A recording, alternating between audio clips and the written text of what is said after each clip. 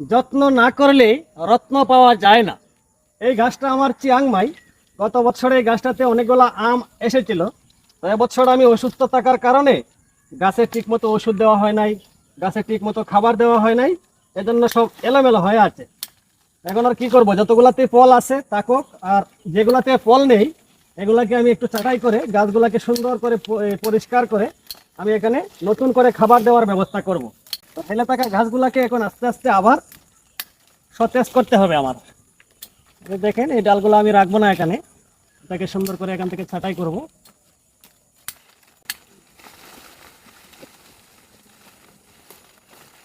তো একটা আমও পড়ে গেছে, এই যে থাক পড়ে যাক, আরেকটাও পেলে দিচ্ছি। এগুলো রেখে গাছটাকে সুন্দর করা যাবে না, গাছটাকে আবার আমার প্রস্তুত করতে হবে আগামীর জন্য। যেহেতু এবছর শারীরিক অসুস্থ থাকার কারণে গাছগুলো আমার নষ্ট হয়ে গেছে, গাছগুলোকে আবারও প্রস্তুত করতে হবে আগামীর জন্য, যাতে আমাকে আগামীতে ভালো ফল দেয়। যেটাকে আমি রাখবো না এখানে, এটাকে ওখান থেকে দেখেন সরিয়ে দিলাম। এখান থেকে 3টা আম পড়ে গিয়েছে, এই যে দেখেন। এগুলো অনেক সুন্দর কালারফুল আম হয়, এই যে দেখেন অনেক কালারফুল আম হয়, এক একটা 1 কেজিরও বেশি হয়। তো 1 কেজিরও বেশি এই গাছ থেকে এবার আমি আশা করতে পারি না, কারণ আমার এই গাছটা অনেক দুর্বল হয়ে আছে।